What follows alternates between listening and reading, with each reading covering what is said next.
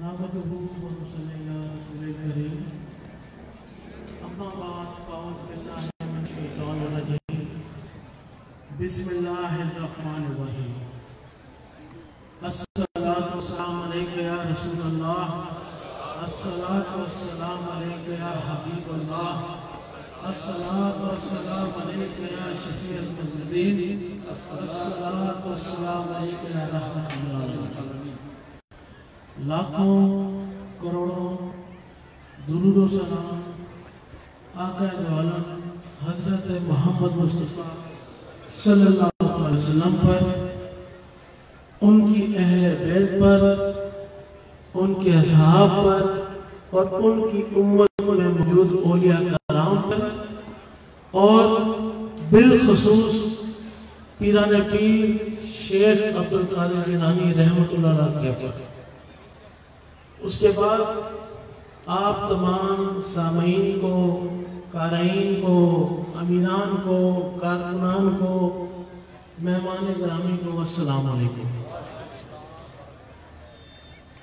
جس طرح کم و بیش 40 سال پہلے جو سلسلہ پیر و مرشد پیر حق حضرت سیدنا ریاض احمد لاہور شاہی مدعی اللہ علیہ نے جس محفل کا آغاز، جس چراغ کو کم و بیش 40 سال پہلے چلایا، آج وہ چراغ شمع کی صورت میں گوہر شاہی کے در اقدس پہ جل رہا ہے، اور ہم سب اس شمع کے پروانے ہیں کہ جو دور دراز سے اس شمع کا نور حاصل کرنے کے لیے یہاں جمع ہوتے ہیں، اور انشاءاللہ جمع ہوتے رہیں گے۔ چونکہ وقت جو تھا بہت سا وقت گزر گیا، بہت سا وقت رہ گیا،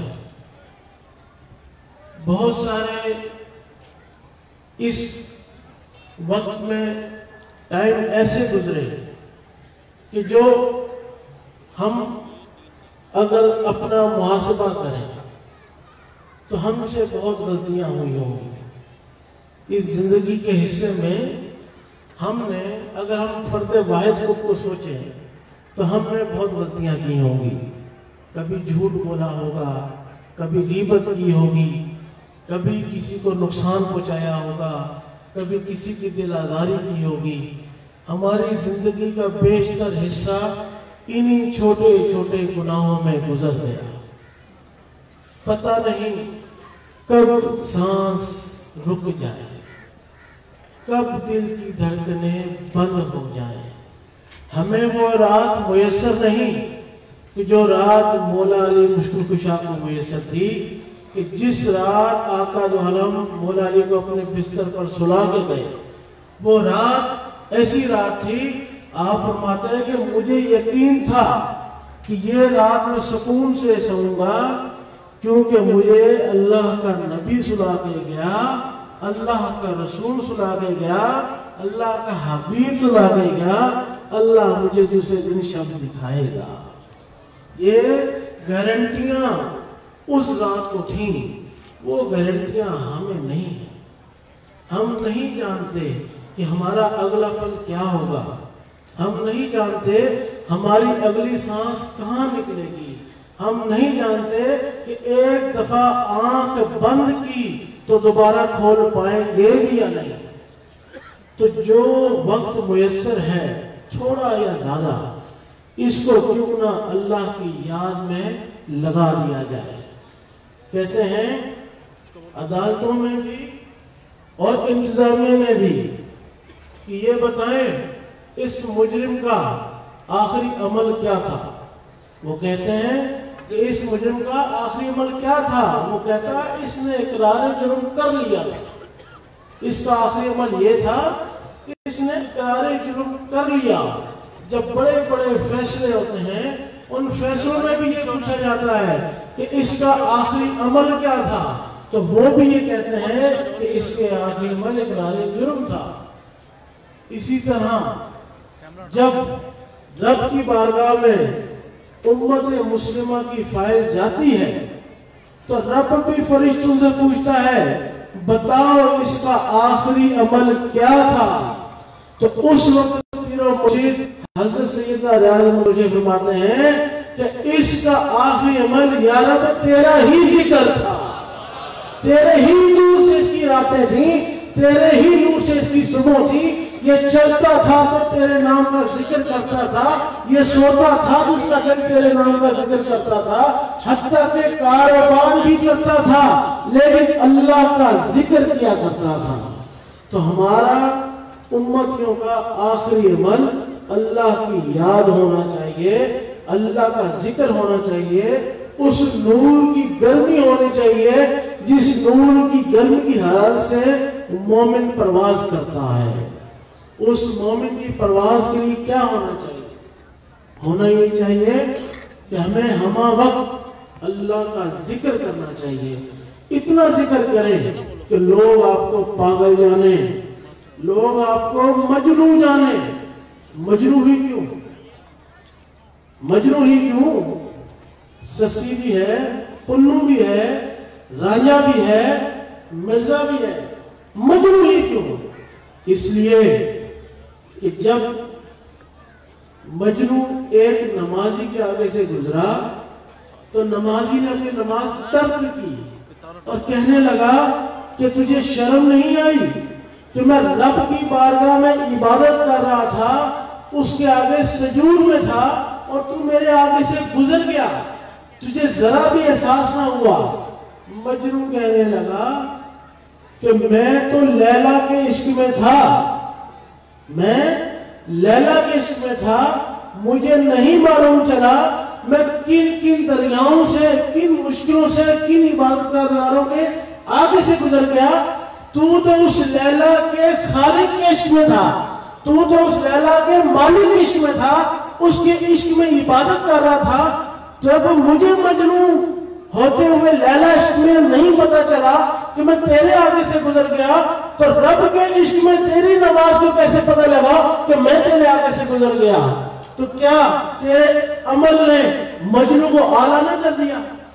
تو اسی طرح جب اللہ کا ذکر کرو تو خود کو مجنو جانو, جب اللہ کا ذکر کرو خود کو پاگل جانو. کیوں؟ اللہ ہوشیاروں سے کام نہیں لیتا, ہوشیار تدبیریں کرتے ہیں اور پاگل عمل کرتا ہے.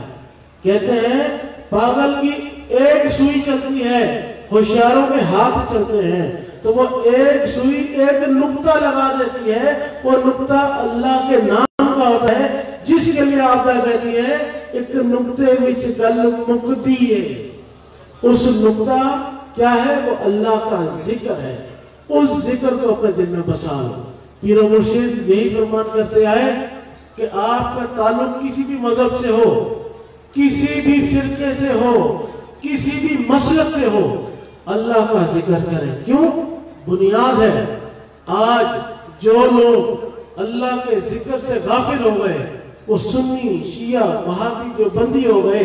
جب اس مسلک میں رہتے ہوئے بھی ان کے دلوں میں سے نور نکلنا شروع ہوا تو بھی کوئی نقشبندی ہو گیا سلسلہ میں رہتے ہوئے, کوئی چشتی ہو گیا, کوئی قادری, کوئی سرورتی ہو گیا. اسی طرح اہل تشیع میں بھی فرقے بننا شروع ہو گئے. دیوبند, وہابی, اہل حدیث اور مخلص بغیر مقلد بھی ہونا شروع ہو گئے. یعنی کہ ہر سلسلے کے اندر سے جو بچا کچا نور تھا نکلنا شروع ہوا تو مسلک پرست ہو گئے. یقین جانیے جس کو رب سے مطلب ہو اس کو کسی سے مطلب نہیں ہوتا. جس کو رب سے مطلب ہونا اسے کسی اور سے مطلب نہیں ہوتا. رب سے مطلب کیا ہے؟ وہ آپ ایک دو وہ 70 دیتا ہے, آپ ایک دو وہ 70 دیتا ہے. آپ اس کی اکیلے میں بیٹھ کے تعریف کرو, وہ اکیلے میں آپ کی تعریف کرے گا. آپ دوستوں میں بیٹھ کے تعریف کرو, وہ اپنے دوستوں میں بیٹھ کے تعریف کرے گا. آپ خلقت میں بیٹھ کے اس کی تعریف کرو, وہ مخلوق کے بیچ میں بیٹھ کے آپ کی تعریف کرے گا. وہ کیسے؟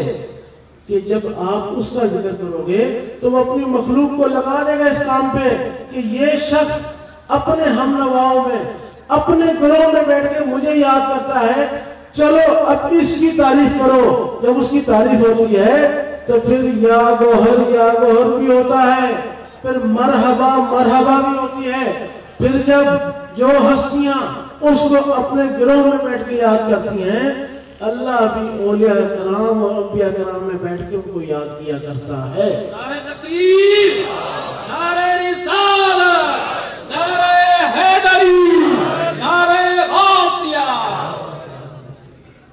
اب ایک آسان سی بات کرنے لگوں کہ پیر و مرشد نے یہ کیوں فرمایا کہ تمہارا تعلق کسی بھی مسلک سے ہو، کسی بھی فرقے سے ہو، کسی بھی مذہب سے ہو، اللہ کا ذکر کرو۔ کیوں فرمایا؟ آپ تمام آستانے کے اندر آئے، کتنے دروازوں سے آئے؟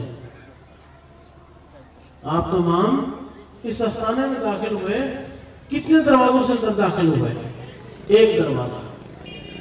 یعنی کہ اگر کوئی اہل تشیع بھائی آیا تو ایک دروازے سے آیا، اگر کوئی سنی بھائی آیا تو ایک دروازے سے آیا، اگر کوئی وہابی آیا ہو تو ایک دروازے سے آیا، کوئی کسی فرقے سے تعلق نہ بھی رکھتا ہو تو بھی ایک دروازے سے آیا، کوئی دین اسلام سے تعلق رکھتا ہو تو ایک دروازے سے آیا، کوئی دین اسلام سے تعلق نہ رکھتا ہو تو بھی ایک دروازے سے اندر ہی داخل ہوا۔ اسی طرح کوئی سنی ہو، شیعہ ہو، وہابی ہو، مسلم ہو یا غیر مسلم ہو، ماننا ایک ہی کو ہے، نور ایک ہی کا ہے، کیونکہ سب کا مالک ایک ہے۔ تو جب اس مالک کو یاد کیا جاتا ہے، تو جب اس مالک کا نور آپ کے دل میں اترتا ہے، پھر وہ آپ کے دل کی اور جسم کی مالکی کرتا ہے۔ جب وہ مالکی آپ کے جسم پر آتی ہے، پھر وہ آپ سے وہی عمل کراتا ہے جو اس کو پسند ہوتا ہے، اور آپ کو اس عمل سے دور کر دیتا ہے جو اس کو ناپسند ہو۔ تو اسی لیے ہم کہتے ہیں کہ اپنے اس دل کی خالی دھڑکنوں کو اللہ کے ذکر میں لگا لو، تاکہ اللہ کی وحدانیت کو پہچاننے لگو۔ آج لوگ کہتے ہیں اللہ کا کرم ہے، جس سے پوچھو گاڑی ہے اللہ کا کرم ہے، جس سے پوچھو بنگلہ ہے اللہ کا کرم ہے، جس سے پوچھو اچھی نوکری ہے اللہ کا کرم ہے۔ ارے تم سے زیادہ پیسے تو غیر مسلم کے پاس ہیں، تم سے زیادہ گاڑیاں تو یہودیوں کے پاس ہیں، تم سے زیادہ اعلیٰ عہدے تو الومناٹی شیطانی لوگوں کے پاس ہیں۔ تمہارے اوپر کیا کرم ہوا؟ کرم تو پھر ان کے اوپر ہوا۔ آج پورا پاکستان قرضے میں ہے، آئی ایم ایف پیسے دے رہا ہے، تو کیا اللہ کا کرم آئی ایم ایف پہ ہو گیا؟ نہیں۔ کرم کی کیا مثال ہے؟ جس طرح مہر لگی فوجی کی تو فوجی کہلایا فوج والا، پولیس کی مہر لگی پولیس والا کہلایا، کالا کوٹ پہن لیا وکیل کہلایا۔ اسی طرح جب اس دل میں اللہ کا نام داخل ہو گیا، اس دل میں اللہ کا نام نظر آنا شروع ہو گیا سدائی الفاظ میں، تو پھر اللہ والا، پھر اللہ والا ہونے کے بعد گاڑی ملی تو اللہ کا کرم، اللہ والا ہونے کے بعد نوکری ملی تو اللہ کا کرم، اللہ والا ہونے کے بعد جائیدادیں ملی تو اللہ کا کرم ہوا۔ جس طرح نوکری ملنے کے بعد پروموشن ہو تو آدمی دعائیں کرتا ہے، اسی طرح اللہ کا نور اس دل میں داخل ہونے کے بعد نوکری ملے تو اللہ اس پر شکر ادا کیا کرتے ہیں لوگ۔ اللہ تو اسی طرح شاکر بنے، صابر بنے۔ اللہ فرماتا ہے میں جس سے محبت کرنے لگتا ہوں اس کو اپنے نام لیوں میں لے لیتا ہوں، اور جس سے میں نفرت کرنے لگوں، جو مجھے اچھا نہ لگے، میں اس کو دنیا داری میں الجھا دیتا ہوں۔ یعنی کہ لوگ کہتے ہیں یار کتنا بدکار تھا کل تک، پتہ نہیں کس کے پاس گیا ہے کہ اللہ والا ہو گیا ہے، سخی ہو گیا ہے، سخاوت کرتا ہے، انسانوں کو نقصان نہیں پہنچاتا، امن کی بات کرتا ہے، پتہ نہیں کس کے پاس گیا ہے، کسی اللہ والے کے پاس گیا ہوگا۔ اور کچھ ایسے بھی ہوتے ہیں کہ یار بڑا ظاہر تھا، بڑا عبادت گزار تھا، نمازی تھا، پتہ نہیں کیا ہوا، کاروبار سے ٹائم ہی نہیں ملتا۔ اسے پوچھے کیا ہوا، عبادت کرنا چھوڑ دی، محفلوں میں آنا چھوڑ دیا، ذکر اذکار چھوڑ دیا، راتیں اللہ کے نام پر جاگنا چھوڑ دی، کیا ہوا؟ وہ جی صبح 6 بجے کام پہ جاتے ہیں، 8 بجے آتے ہیں، پھر دوسری شفٹ لگتی ہے، ہمیں ٹائم نہیں ملتا، جب ٹائم ہوگا تو پیسے دے کے نمازیں پڑھوا لوں گا، کسی کو عمرہ کروا لوں گا۔ تو اس لیے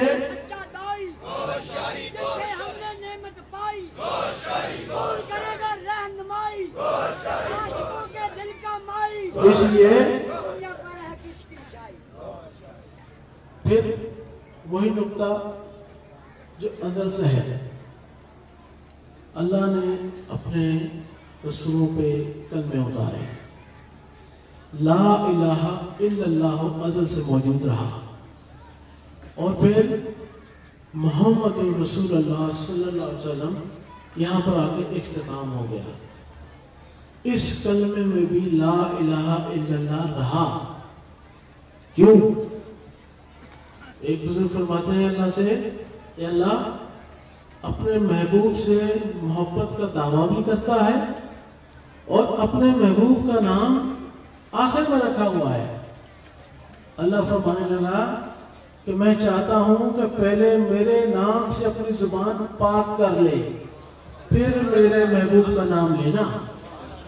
سوچیں، ہم گالیاں بھی دیتے ہیں، ہم جھوٹ بھی بولتے ہیں، ہم کینہ بغض بھی کرتے ہیں، اور اللہ کا نام بھی لے رہے ہوتے ہیں، اللہ کے حبیب کا نام بھی لے رہے ہوتے ہیں، ان کے بزرگان دین کا نام لے رہے ہوتے ہیں، پنجتن کا نام لے رہے ہوتے ہیں، اور گالیاں بھی دے رہے ہوتے ہیں۔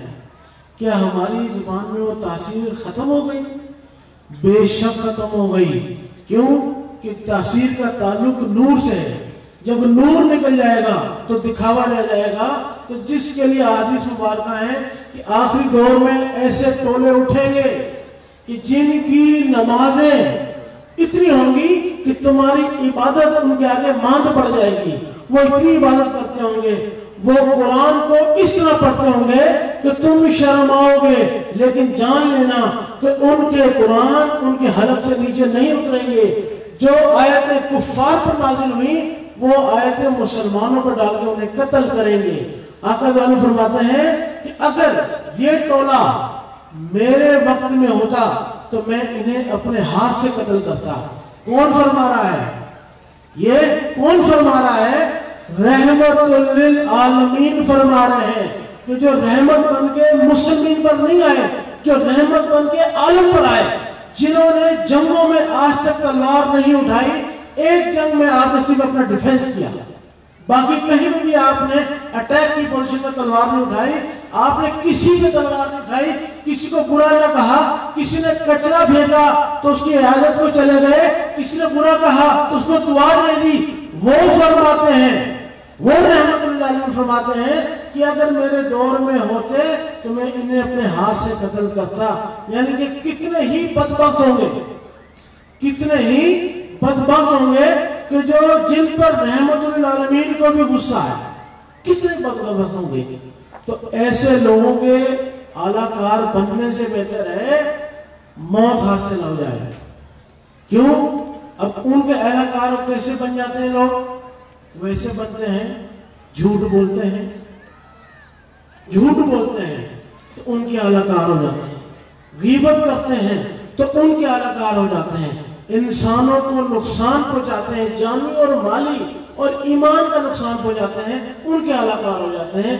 ایسے کردار کو یزیدی کردار کہا جاتا ہے۔ آج کے دور میں یہ کردار یزیدی کردار ہے۔ اس یزیدی کردار سے بچیے، اور بچنے کا ایک ہی رستہ ہے۔ جس طرح جب کفار نے کہا ہم ایمان لے آئے، آقا تعالیٰ نے فرمایا کہ نہیں، تم صرف کلمہ گو ہو، مومن تب بنوگے جب تمہارے دلوں میں اللہ کا نور داخل ہوگا۔ یعنی کہ مومن کی پہچان اللہ کا نور ہے، اور یزیدی کی پہچان صرف کلمہ بھی ہو سکتا ہے، نعرہ تکبیر بھی ہو سکتا ہے۔ کیوں؟ طالبانی جب پاکستانیوں کو مارتا ہے تو نعرہ تکبیر ہی کرتا ہے، جب وہ ہم پاکستانیوں کو نقصان پہنچاتے ہیں تو کلمے کے نام پہ ہی پہنچاتے ہیں، ہمارے دین کو ہمارے خلاف استعمال کرتے ہیں۔ تو یہ یزیدی لوگ ہیں۔ لیکن جب اس دل میں اللہ کا نور آ جائے تو پھر وہ حسینی ہو جایا کرتے ہیں، پھر وہ قلندری ہو جایا کرتے ہیں، پھر مولائی ہو جایا کرتے ہیں، اور کچھ نہیں کہ تو پھر اللہ والے ہو جایا کرتے ہیں۔ تو اس لیے اس یزیدی کردار سے بچیے۔ اس کردار کی ایک ہی پہچان ہے، وہ کیا کہ جس طرح یزید، آج میں بات کرنے لگا ہوں، ہمارے راہل ناصر صاحب، ہمارے اور علماء، ہمارے مفتی ہاشم صاحب اور صاحب یہاں پہ موجود ہیں، شاید ان کے لیے نہیں ہو، میرے لیے تو بہت پرانی ہو گئی۔ جب تھوڑا سا مطالعہ کیا تو دل دکھا، کتاب وہیں بند کر دی۔ کیوں کہ صرف ایک نقطہ بابل شاہ کا پڑھا کہ نہ میں سنی نہ میں شیعہ، میرا دعا تو دل سڑیا ہو۔ اس نقطے کو پکڑ کے جب کتاب کھولی تو پتہ لگا کہ یزید بھی درود و سلام پڑھتا تھا، یزید بھی کلمہ گو تھا، درود و سلام پڑھتا تھا، آقا کی ختم نبوت پر مکمل ایمان رکھتا تھا، اسی قرآن کو پڑھتا تھا جو قرآن آج ہم پڑھتے ہیں۔ فرق کیا تھا؟ ادھر نمازیں تھے، ادھر وہ صحابی کا بیٹا تھا۔ کیا ہوا؟ پتہ یہ چلا کہ جس طرح سے لوگ اللہ کو مانتے ہیں، اللہ کی نہیں مانتے، اسی طرح وہ آقا دو عالم کو مانتا ضرور تھا، آقا دو عالم کی نہیں مانتا تھا۔ تو جو منافق ہے اس کی پہچان یہ ہے کہ وہ آپ سے محبت کرنے کا دعویٰ کرے گا اور آپ کے دوستوں کو، آپ کے بچوں کو نقصان پہنچائے گا، آپ کے گھر کو نقصان پہنچائے گا۔ یہ ہے یزیدی کردار۔ یزید نے بھی یہی کیا کہ آقا دو عالم کے نام کا دم بھرتا رہا اور آقا دو عالم کی آل کو نقصان پہنچاتا رہا۔ اگر ہم سوچتے ہیں کہ درود و سلام پڑھ کے بخشے جائیں گے، یقین کرو نہیں، بخشا وہ جائے گا جو سانس نہیں ہوگا۔ صرف گستاخ کی بخشش نہیں ہے، باقی سب بخشے جائیں گے۔ ایک دفعہ ایک ولی اللہ کو کہتا، اللہ فرماتا اسے کہ اگر میں لوگوں کو، تیرے مریدوں کو بتا دوں کہ تیری زندگی کیسی گزری تو لوگ تجھے کچا چبا جائیں، مار دیں۔ تو کہتا ہے یا اللہ یہ سودا ہو گیا۔ اللہ کہنے لگا کیوں؟ کہتا ہے یا اللہ پھر میں بھی لوگوں کو بتا دوں گا، اپنے مریدوں کو، کہ اللہ اتنا رحمت ہی رحمت ہے کہ یہ کسی کو دوزخ بھیجے گا ہی نہیں۔ تو جب یہ بتا لوں گا تو یا اللہ تیری عبادتیں رک جائیں گی۔ انہیں پتہ ہوگا کہ بغیر عبادت کے جائیں گے، وہ اتنی جس نے اپنا محبوب رحمت بنا کے بھیجا، کیا وہ دوزخ بھیجے گا؟ اس لیے اللہ کہنے لگا کہ تم میرا راز رکھ، میں تیرا راز رکھتا ہوں۔ اولیاء اللہ کے راز لے کر آتے ہیں۔ ان رازوں میں ایک راز یہی ہے کہ وہ کہہ دیتے ہیں کہ کچھ بھی کر اللہ کو یاد کر، پریشان ہو جائے اللہ کو یاد کر، خوش ہو تو اللہ کو یاد کر، ڈر جائے تو اللہ کو یاد کر، حتیٰ کہ تیری سانس نکل رہی ہو اس جسم میں سے، اس وقت بھی اللہ کو یاد کر۔ یہ ایک کلیہ ہے جو سرکار شاہ صاحب نے دیا، پیران پیر دستگیر شیخ عبداللہ جنانی نے دیا، سلطان بہو رحمۃ اللہ نے دیا، کلندر سائن نے دیا، اور کتنے متعدد اولیاء کرام وہ اس پیغام کو لے کے آتے رہے۔ دوسرا، ابھی آپ کے علم میں آیا ہوگا کہ جس طرح سے انجمن سرفروش علیہ السلام ایک ادارہ ہے جو ایک مقصد لے کے چل رہا ہے، اور مقصد ہے ذکر اللہ، عشق رسول۔ یہ مشن ایک مقصد لے کے چل رہا ہے۔ اس کے اوپر ایک نگران ادارہ ہے سپریم کونسل، یہ بھی ایک ادارہ ہے۔ جس طرح سے انجمن ایک ادارہ ہے، اس طرح سپریم کونسل بھی ایک ادارہ ہے۔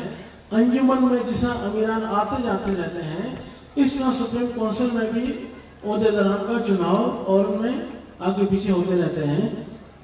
تو پہلے کچھ سالوں سے، کم و بیش شاید 2 سال سے، صاحبزادگان نے مجھے نومینیٹ کیا تھا سپریم کونسل کے چیئرمین کے لیے، لیکن اس سال ہم صاحبزادگان آپس میں بیٹھے اور وقت کی نزاکت کو دیکھتے ہوئے، اور کچھ ایسے کام ہیں جو میں آگے بیان کروں گا، ان کاموں کو دیکھتے ہوئے ہم نے وہ ذمہ تمام سرگردان نے متفقہ طور پہ صاحبزادہ طلعت محمود کو چیئرمین اسٹوڈنٹ کونسل مقرر کیا ہے۔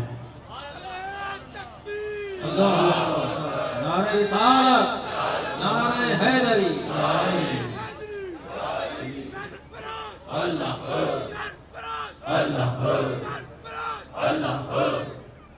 اور جس کام کے لیے مجھے ایک نیا ٹاسک دیا گیا، میں اس سیٹ پہ رہتے ہوئے وہ ٹاسک نہیں کر سکتا تھا کیونکہ اس ٹاسک میں ٹائم چاہیے، اور وہ ٹائم یہ ہے کہ جو میں آپ سے پچھلے سال اور سے پچھلے سال بھی وعدہ کیا تھا کہ جو میں آج تذکرہ بھی کیا یزید کا، جس طرح سے مسلمانوں میں ایک یزید تھا، اسی طرح آج سرفروشوں میں بھی ایک یزید ابھرا ہے۔ اسی طرح سرفروشوں میں بھی ایک یزید اٹھا، اس یزید کا نام ہے یونس ملعون۔ مہندی فاؤنڈیشن کا سرغنہ یونس ملعون، وہ بھی کیا کرتا ہے کہ میرے والد کا نام استعمال کرتا ہے، میرے والد صاحب کی تعلیمات کو توڑ موڑ کر عوام میں پیش کرتا ہے، جس سے گمان ہوتا ہے کہ شاید جو تعلیمات یہ بیان کر رہا ہے من گھڑت شاید یہ گوشہ کی تعلیمات ہیں، اور وہ سوشل میڈیا کا استعمال کرتا ہے، وہ کچھ غیر ملکی ایجنسیوں کا استعمال کرتا ہے، وہ ایجنسیاں جو مسلمانوں کے خلاف کام کرتی ہیں، وہ ایجنسیاں جو اس خداداد پاکستان کے خلاف کام کرتی ہیں، وہ ایجنسیاں جو امن کے خلاف کام کرتی ہیں، ان کا اعلیٰ کار ہے۔ تو اس ٹاسک کے لیے پہلے بھی میں نے کہا تھا کہ ہم نے اپنی کم از کم اپنی آخری سانس تک اس کا پیچھا نہیں چھوڑنا، اور انشاءاللہ جب تک زندگی ہے یونس ملعون اور اس کے کارندوں کو کیفیت کے داں تک پہنچائیں گے۔ جس بھی شخص کا تعلق اس یونس ملعون سے ہوگا، خواہ وہ میرے گھر میں ہو خواہ وہ آپ کے گھر میں ہو، اس کو نقصان اٹھانا پڑے گا، اس کو کیفیت کے داں تک پہنچائیں گے۔ نہ میں رعایت بخشوں گا نہ آپ رعایت بخشیے گا۔ اگر آپ نے رعایت بخش بھی دی تو جانیے پیچھے حماد کھڑا ہے جو کسی بھی صورت رعایت نہیں بخشے گا یونس ملعون کے اور مہندی فاؤنڈیشن کے کارندوں کو۔ تو لہذا اس فتنے سے بچیے، یہ فتنہ ایمان بھی کھا رہا ہے، یہ آپ کی جان بھی لے لے گا۔ ہمارے کتنے ہی امیران جو انجمن سے وابستہ ہیں ان کو قتل کیا گیا، ان پہ جانی حملہ کیا گیا، کچھ شہید ہو گئے اور کچھ زخمی ہو گئے، جس میں آج ہمارے ملیر کے مبین بھائی دیکھیں، مارنے والے سے بچانے والا بہت بڑا ہوتا ہے۔ ہمارے مبین بھائی ملیر والے پہ 7 فائر کیے، بچے کو اسکول چھوڑ کر آئے، ان کے اوپر 7 فائر کیے، ان کو 4 گولیاں پیر میں لگی، ایک ناف سے کچھ نیچے لگی، آج بھی کچھ گولیاں ان کے پیر کے اندر موجود ہیں۔ ایک دن میں دیکھ کر آیا، ایک ہفتے بعد وہ آدمی میرے سامنے کھڑا تھا، میں نے کہا کہ یار تمہارے اتنی سپیڈ سے ٹھیک ہو گئے ہو کہ مجھے تو شک ہونے لگا کہ گولی لگی ہی نہیں تمہیں، اتنی سپیڈ سے تم پہ اللہ نے کرم کیا کہ لگ ہی نہیں رہا کہ تمہیں گولیاں لگی۔ اللہ نے اتنا کم فرمایا، یہ حوصلہ دیا ہمیں کہ جب مارنے والے کو نہ دیکھو، بچانے والے پہ ایمان رکھو، بچانے والی رب کی ذات ہے، اسی کو یاد کرو، اسی کا نور دل میں ڈال لو، یقین کرو روز معیشت تک بچے رہو گے، ورنہ ایمان کی کوئی گارنٹی نہیں ہے، کبھی بھی چلا جائے۔ حضور غوث پاک جب معراج جانے لگے، اللہ نے حکم فرمایا کہ آپ کے لیے بڑے تحفے ہیں، آپ آئیں ہمارے پاس۔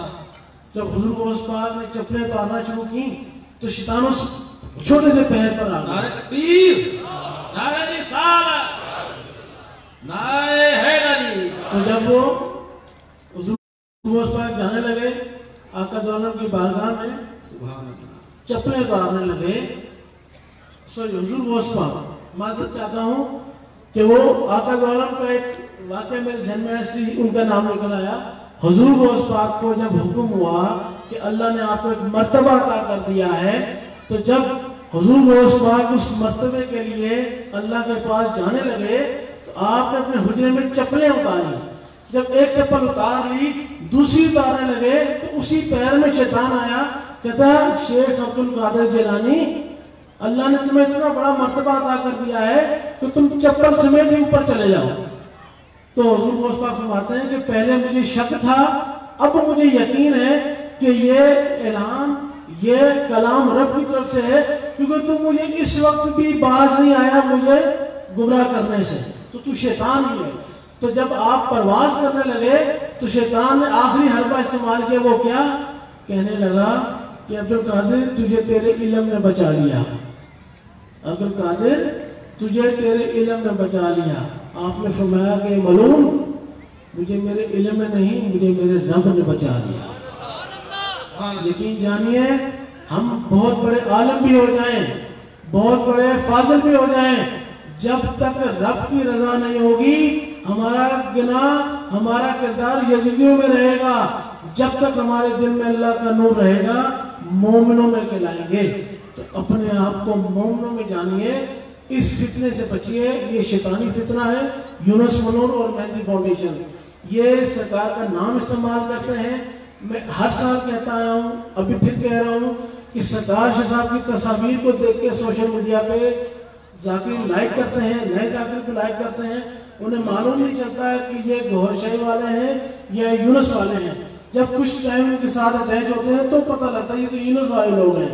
تو سرکار کی تصویر دیکھ کے لائک نہ کریں، پہلے اس کو جانچ لیں کہ اس نے فیس بک کے اوپر کیا کیا لگایا ہوا ہے۔ یوٹیوب کے اوپر چینل بنے ہوئے ہیں جو یونس ملعون نے بنائے ہوئے ہیں، کیونکہ ان کا تعلق کسی خاص الومناٹی تنظیم سے ہے کہ جو پاکستان کو اور مسلمانوں کو نقصان پہنچا رہی ہے، تو وہ اس پہ بیجا خرچ کرتے ہیں۔ ہم اللہ والوں کے پاس دعائیں ہیں، پیسہ نہیں ہے۔ اللہ والوں کے پاس دعائیں بہت ہیں، پیسہ نہیں ہے۔ ان کے پاس اللہ نہیں ہے، پیسہ بہت ہے، تو وہ خرچ کر رہے ہیں۔ اللہ نے کرم فرمایا کہ آج ہمیں بچایا ہوا ہم سے، آئندہ بھی ہم بچتے رہیں، اور بچنے کا یہی طریقہ ہے کہ اللہ کا ذکر کریں۔ جب بھی کسی دربار پہ جائیں وہاں پہ بیٹھ کے اللہ کا ذکر کریں، جب کسی مرشد کے پاس جائیں ان کے پاس بیٹھ کر اللہ کا ذکر کریں، اور جب کبھی کوٹلی آ جائیں تو یہاں بیٹھ کے گوشے کے پاس بیٹھ کر اللہ کا ذکر کریں۔ محترم